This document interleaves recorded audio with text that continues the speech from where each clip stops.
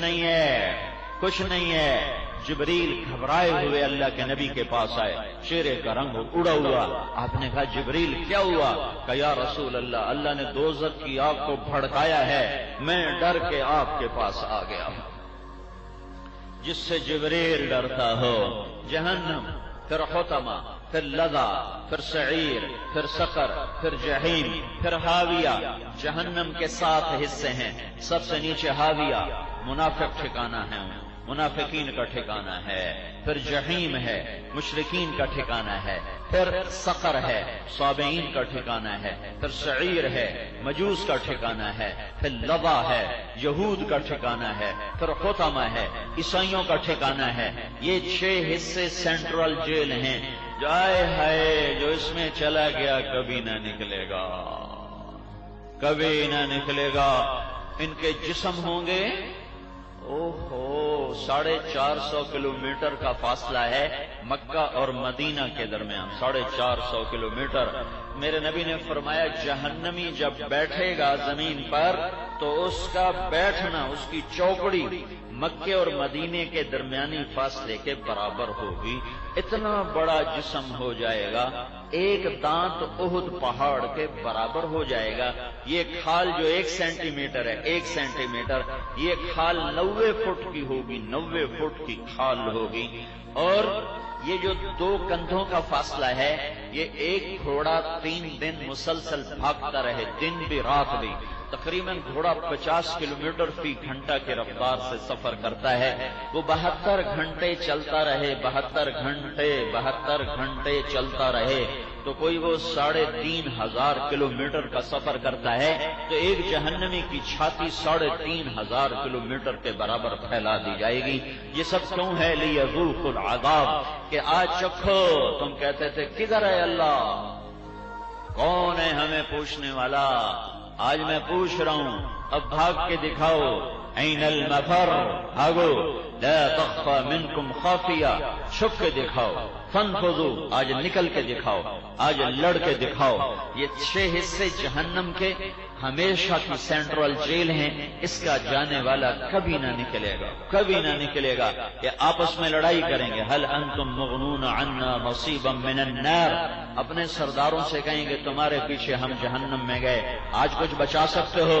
وہ کہیں گے انا کل فیہا ان اللہ قد حکم بین العباد، تم بھی جلو ہم بھی جل لیں۔ پھر وہ اپنے مل کر سارے مشورہ کریں گے تو جہنم کے فرشتوں سے کہیں گے ادعوا ربکم یخفف عنا یوما من العذاب، اپنے اللہ سے کہو تھوڑا سا عذاب کم کر دے، تھوڑا سا عذاب کم کر دے۔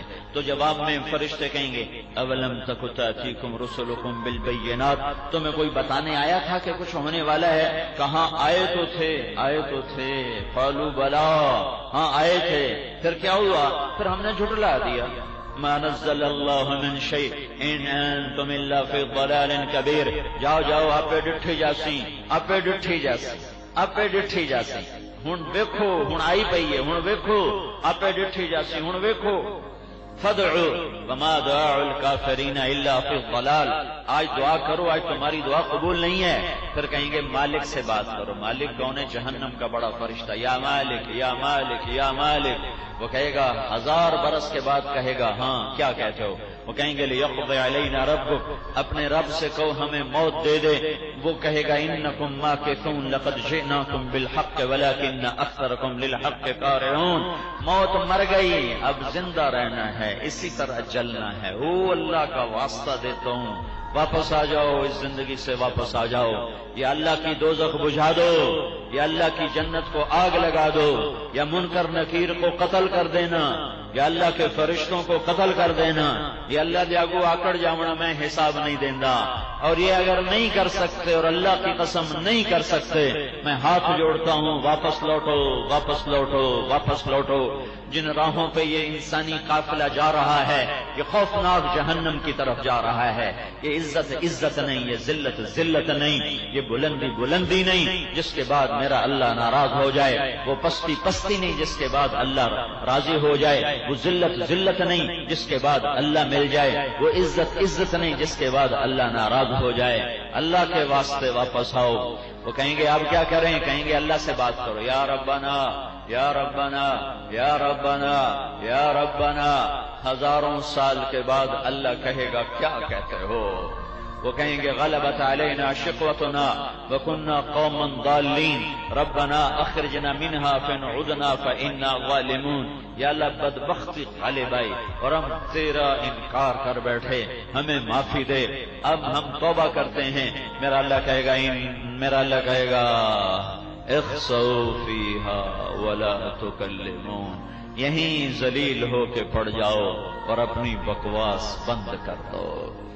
پھر اللہ کہے گا مالک، وہ کہے گا لبیک. اللہ کہے گا دوزخ کو تالا لگا دے.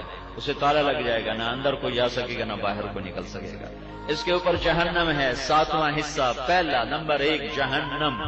جبریل اللہ کے نبی کو کہہ رہا ہے یا رسول اللہ، یا رسول اللہ.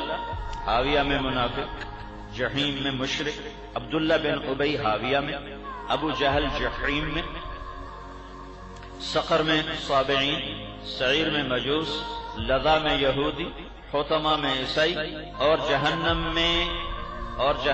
میں اور آگے چپ. تو آپ نے فرمایا اور جہنم میں کون؟ بولتے کیوں نہیں ہو؟ کہ یا رسول اللہ مجھے آپ سے شرم آتی. آپ نے کہا نہیں بتاؤ کہ جہنم میں آپ کی امت جائے گی. آپ کی امت کے نافرمان جھوٹ بولتے مر گئے، نمازیں چھوڑتے مر گئے، سود کھاتے مر گئے، ظلم کرتے مر گئے، زنا کرتے مر گئے، شرابیں پیتے مر گئے، تجارت میں کھوٹ ملاوٹ ہیرا پھیری وعدہ خلافی کرتے مر گئے، زمینیں دباتے مر گئے، نماز چھوڑتے مر گئے، روزہ چھوڑتے مر گئے، زکوٰۃ چھوڑتے مر گئے، حج چھوڑتے مر گئے، ماں باپ کی نافرمانی کرتے کرتے مر گئے. ماں باپ کی نافرمانی تو وہ وبال ہے. میرے نبی سے پوچھا گیا یا رسول اللہ قیامت کب آئے گی؟ کہ میرے اللہ کو پتا ہے. کہ کوئی نشانی تو بتائیں. کہ جب ماؤں کو ذلیل کیا جائے گا قیامت آ جائے گی.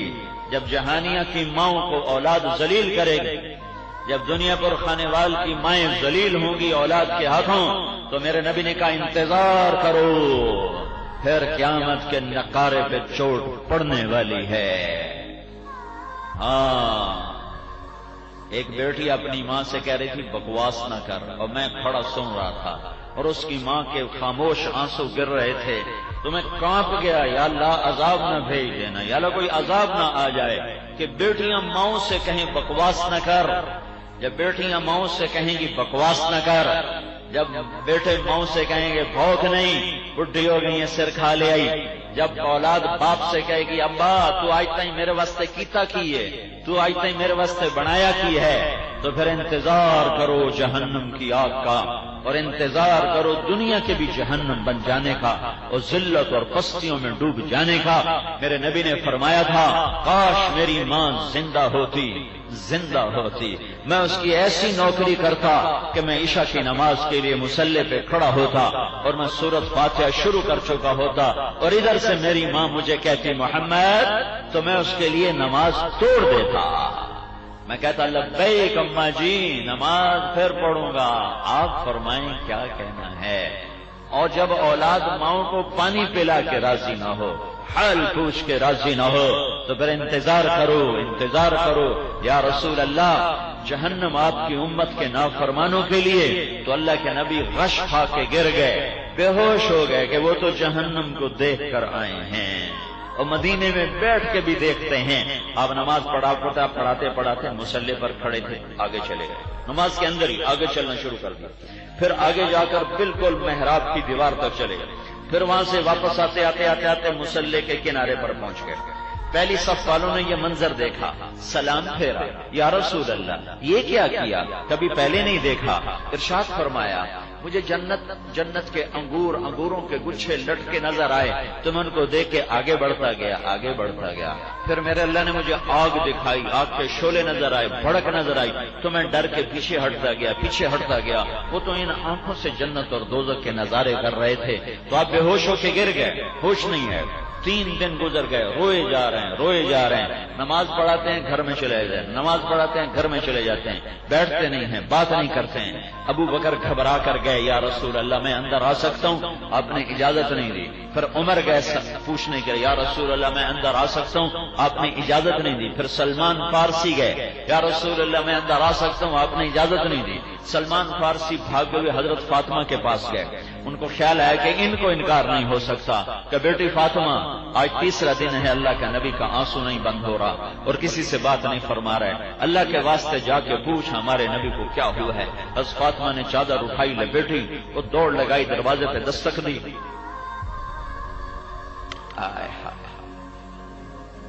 کبھی اپنا دین بھی سیکھا ہوتا، پیسہ کمانا ہی سیکھتے ہو، سیاست کرنا سیکھتے ہو، کچھ دین کے لیے بھی وقت دیا ہوتا۔ اس فاطمہ نے دروازے پہ دستک دی تو آپ کو ایسا عشق تھا اپنی بیٹی سے، آپ نے کہا یہ تو فاطمہ کی دستک ہے، یہ تو فاطمہ کی دستک، صرف خالی تھپ تھپ سے پہچان لیا کہ یہ تو فاطمہ کی دستک ہے۔ دروازہ کھولا جائے، دروازہ کھولا، فاطمہ اندر آئیں تو اللہ کے نبی کے آنسو خاموش، کہ میرے ماں باپ، میری جان قربان آپ پہ یا رسول اللہ، کیا ہوا آپ کو؟ کہ میری بیٹی فاطمہ میں تمہیں کیا بتاؤں کیا ہوا؟ مجھے جبریل بتا کر گیا ہے کہ میری امت کے نافرمانوں کو جہنم میں ڈالا جائے گا۔ میں دیکھ رہا ہوں کتنوں کے منہ میں ہاتھ ڈالیں گے فرشتے اور ان کو یوں گھسیٹیں گے، کہیں گے ہائے ہم پر رحم کرو۔ وہ کہیں گے تم پہ رحمان نے رحم نہیں کیا، ہم کیسے رحم کریں؟ میں کتنی عورتوں کو دیکھ رہا ہوں جن کے بالوں کی چوٹیوں سے فرشتے ان کو گھسیٹ رہے ہوں گے، وہ کہیں گے ہم پہ رحم کرو، ہم پہ رحم کرو۔ وہ کہیں گے تم پہ رحمان نے رحم نہیں کیا تو ہم کہاں سے رحم کریں؟ ہاں یہ ہونے والا ہے، جہنم بھڑک رہی ہے، جنت مہک رہی ہے۔ اللہ بیدار، زندہ، حی قیوم ہے، سویا نہیں ہے، غافل نہیں ہے، جاہل نہیں ہے، عاجز نہیں ہے۔